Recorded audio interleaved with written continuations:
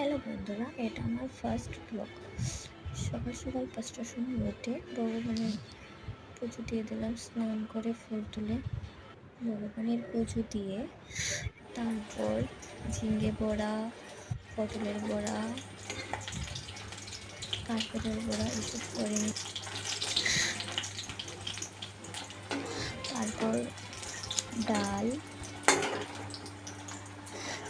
ডাল এখানে সম্বাস দিয়ে দিলাম। ডাল হচ্ছে, আর কারকুল আর ঝিঙে বড়া আরও অনেকগুলি রয়ে গেছে। তারপর এখানে ভাত হয়ে গেল।